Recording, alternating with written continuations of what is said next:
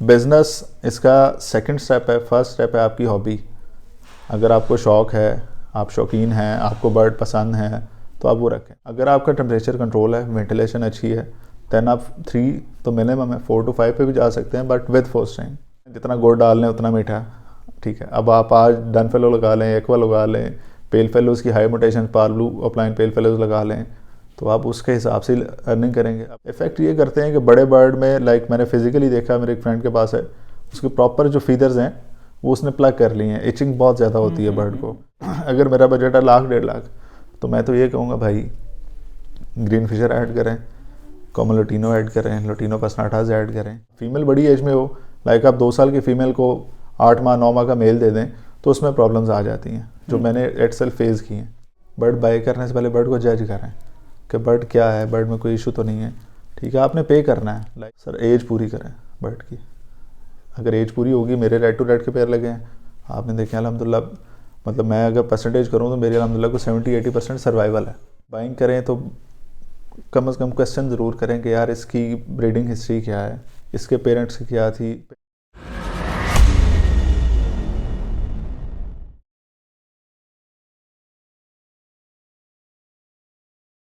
अस्सलामुअलैकुम, this is Mohammad Irfan एविकल्चरस। आज हम आए हैं लाहौर में आपको विजिट करवाने के लिए अली भाई का लव बर्ड का सेटअप।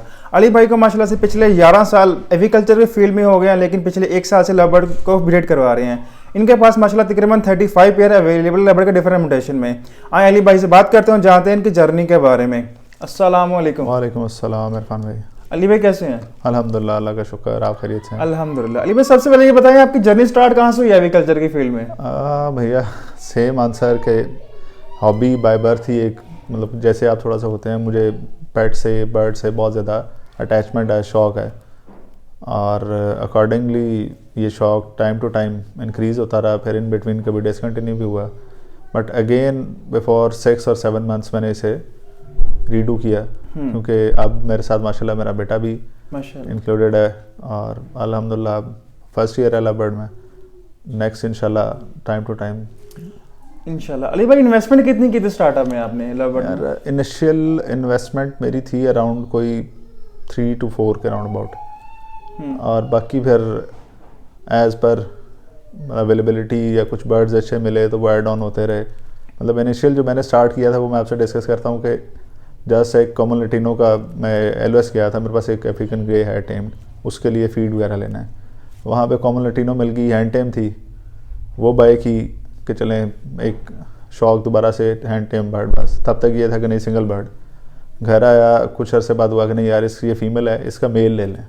मेल ढूंढने निकले तो हमने जनाब 4 स्प्लिट अल्बाइनोज़ ले लिए। वो 4 अल्बाइनोज़ जिस भाई से बाय किए, उन्होंने कहा कि यार ये पेयर्स हैं, बट सम हो मुझे थोड़ा बहुत एक्सपीरियंस था, मैं कह नहीं डीएनए करवा लेना चाहिए टाइमली। डीएनए हुआ तो पता चला कि चारों फीमेल्स हैं। उसके बाद फिर मैंने उसके लिए मेल सर्च आउट करना शुरू किए। फिर उसी भाई को कहा यार को मेल अरेंज कर दो, तो उन्होंने फिर मुझे 5 पीसेस लेके दिए। उनका डीएनए करवाया तो उसमें से एक मेल निकला, फिर 4 फीमेल्स। देन फिर उन फीमेल्स के मेल पूरे करते करते आज इस टाइम अल्हम्दुलिल्लाह को 35 पेयर्स मेरे पास हैं। और फिर मैंने ऐड ऑन किए, बर्ड डिफरेंट जगह से उठाए, और अब अल्लाह का शुक्र है कि ऑलमोस्ट आपने देखे हैं सारे पेयर्स ब्रीड कर रहे हैं माशाल्लाह।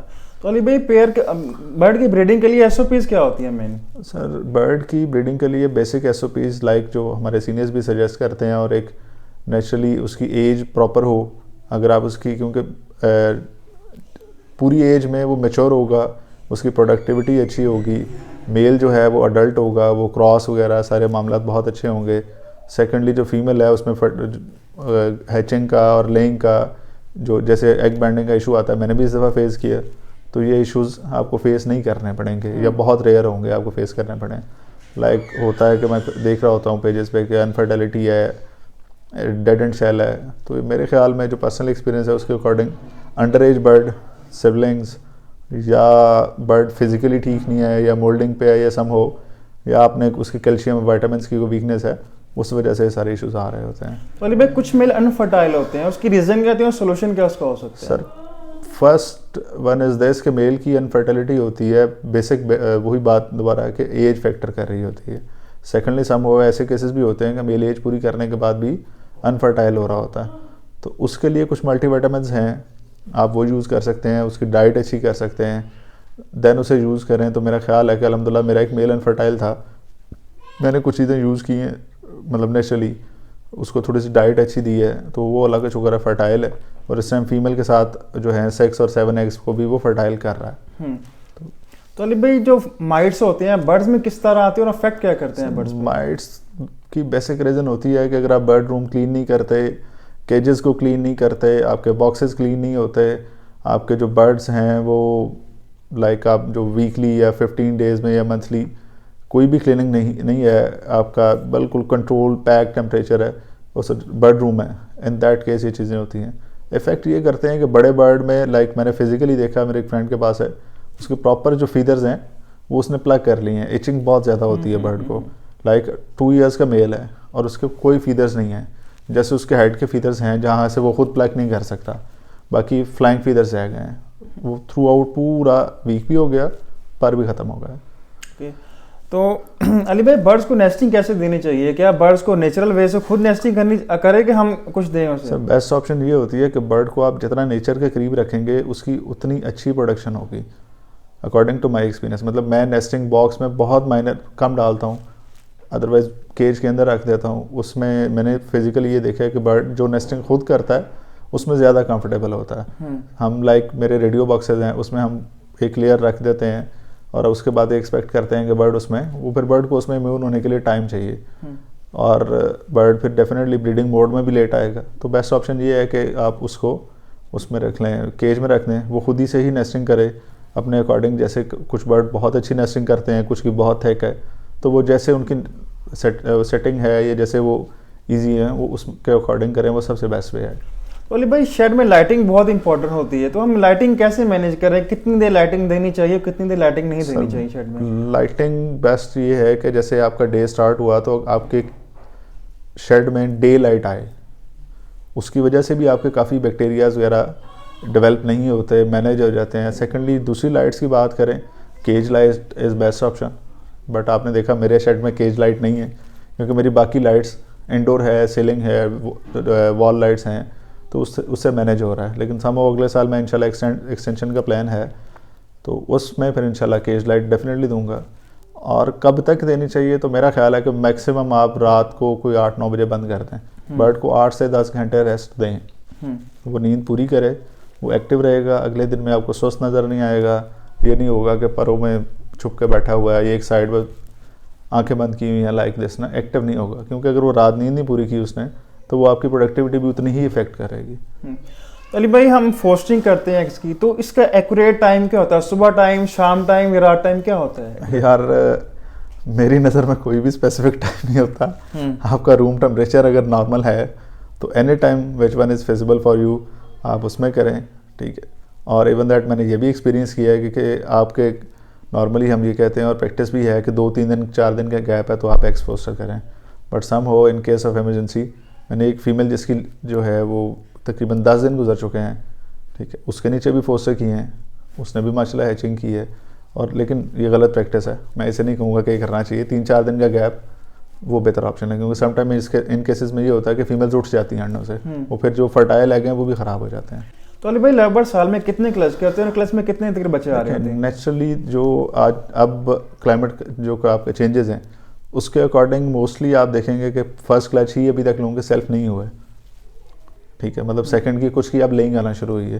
तो इसमें आगे फेब है, मार्च में आपका टेम्परेचर चेंज हो जाएगा। जो आज लेइंग है वो मार्च तक आपका जो क्लच है वो सेल्फ नहीं होगा। चेंजेस बहुत ज़्यादा हैं वेदर में ना। अगर आपका टेम्परेचर कंट्रोल है, वेंटिलेशन अच्छी है, दैन आप 3 तो मिनिमम है, 4 to 5 पे भी जा सकते हैं, बट विद फोस्टिंग। बट मैं पर्सनली 3 तक ही रहता हूँ, 3 से ऊपर कोशिश करता हूँ कि ना जाया जाए। और चिक्स की एवरेज क्या आ रही होती है? चिक्स की एवरेज भाई, ये एक बड़े अच्छे दोस्त हैं, सीनियर हैं, उनका काफ़ी एक्सपीरियंस है। उन्होंने एक स्टेटमेंट दी थी कि अच्छी माएँ अच्छे बच्चे पालती हैं और जिनकी लेइंग अच्छी है वो आगे अच्छे लेइंग भी अच्छी करती हैं। जो मेल अच्छे फर्टाइल हैं वो आगे फर्टाइल भी अच्छा करते हैं। तो ऑन एवरेज जो बर्ड की नेचुरली देखें तो 4 to 5, बट कुछ ऐसे हैं जो 3 पे हैं। मेरा एक पेयर है वो सिंपल 4 eggs ले करता है, फर्स्ट क्लच में भी 4 हैं और उसके फर्टाइल 3 ही होंगे, वो 4 को फर्टाइल नहीं करता। उसमें, लेकिन वो 3 में ही रिजल्ट अच्छा दे देता है तो हमें फील नहीं होता। तो अली भाई अर्निंग कितनी कर सकते हैं हम इनसे? अर्निंग यार जैसे वो कहते हैं ना, जितना गुड़ डाल लें उतना मीठा, ठीक है। अब आप आज डन फेलो लगा लें, एक्वा लगा लें, पेल फेलोज की हाई मोटेशन पार ब्लू अपलाइन पेल फेलोज लगा लें, तो आप उसके हिसाब से अर्निंग करेंगे। अब मेरे पास कमर्शियल्स हैं, मैं ये एक्सपेक्ट करूं कि मैं जनाब इसमें 32 सेट जो पेयर्स हैं, ये 35 पेयर्स हैं, इसमें मैं बहुत हाई अर्निंग कर लूँ, वो तो डेफिनेटली पॉसिबल नहीं है, क्योंकि मेरे 10 बर्ड बिकेंगे तो पेल फेलो का 1 बर्ड सेल होगा, ये गैप तो रहेगा। तो अली भाई आपने माशाल्लाह से बिग पैरट में भी एक्जोटिक बर्ड लगाए हुए थे, अब लगाए हुए भी हैं, और लव बर्ड्स भी लगाए हुए हैं, तो दोनों में कौन सा बेस्ट लगता है आपको? सर बोथ आर बेस्ट, आपकी लाइकिंग होनी चाहिए। आपने मेरे पास देखा है कि होगोरोमा लगा हुआ है डबल फ्लावर में, ठीक है, रोजिकुली लगा हुआ है पेल फेलो अपलाइन में, ठीक है, जो कि मार्केट में मेरा नहीं ख्याल कि उसकी आपकी वैल्यू है। बिजनेस इसका सेकंड स्टेप है, फर्स्ट स्टेप है आपकी हॉबी। अगर आपको शौक़ है, आप शौकीन हैं, आपको बर्ड पसंद हैं, तो आप वो रखें। मेरी प्रायोरिटी ये होती है कि भाई आपके मेरे शेड में एटलीस्ट वो बर्ड हो जिसको देख के मैं बोर नहीं हूँ, मुझे खूबसूरत लगे, ठीक है। एग्जॉटिक में भी मुझे पूछें तो मैं रेड आई बर्ड को हर बर्ड में ज़्यादा पसंद करता हूँ, वो बल्कि हर पाकिस्तानी करता है, मैं कोई स्पेशल नहीं। और फर्दर म्यूटेशंस में आए तो बहुत अच्छे कम्बिनेशंस हैं, क्योंकि मेरा ये भी इनिशियली स्टार्टअप है, मैं भी उस पर लर्न कर रहा हूँ, जेनेटिक कैलकुलेटर को यूज़ करके डिफरेंट पेयरिंग पे एक्सपेरिमेंट्स कर रहा हूँ कि इसमें से क्या बनेगा।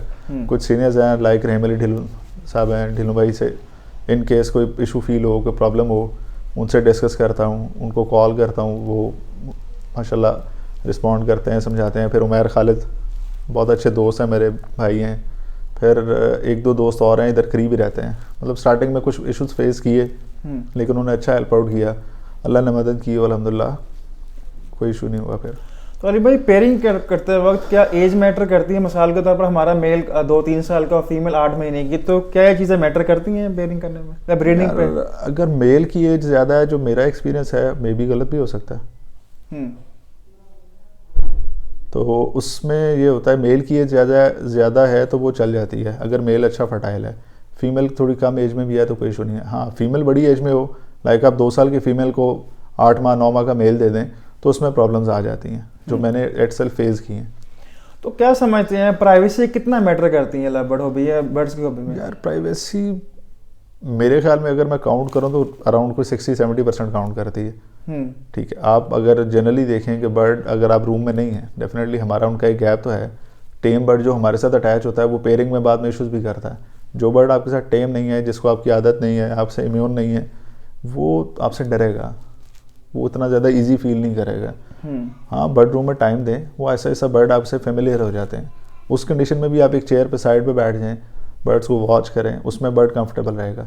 लेकिन सम हो हम बार बार आ जा रहे हैं, बच्चे रूम में आ रहे हैं, कर रहे हैं, शोर है, तो वो बर्ड उससे डिस्टर्ब होगा, ब्रीड भी डिस्टर्ब होगी, बर्ड स्ट्रेस में भी जा सकता है उससे।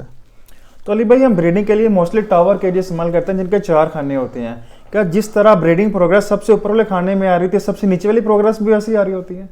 सर इसमें कोई साइंस नहीं है मेरी नज़र में, बर्ड की नेचर पर डिपेंड करता है, ठीक है। तो कुछ बर्ड होते हैं जो प्रॉब्लम क्रिएट करते हैं, नीचे वाले केज पे इतना अच्छा वो नहीं करते ब्रीड, ठीक है। उसका पोर्शन चेंज करें तो वो अच्छा कर जाते हैं। लेकिन सब अल्लाह का शुक्र है कि मैंने ऐसा कोई इशू फेस नहीं किया, जिसको जहाँ पे लगाया है अल्लाह ने करम किया वहीं लग गया, माशाल्लाह। ठीक है। तो अली भाई अभी तक कोई लॉस हुआ, कुछ एक्सपीरियंस शेयर करना चाहेंगे आप?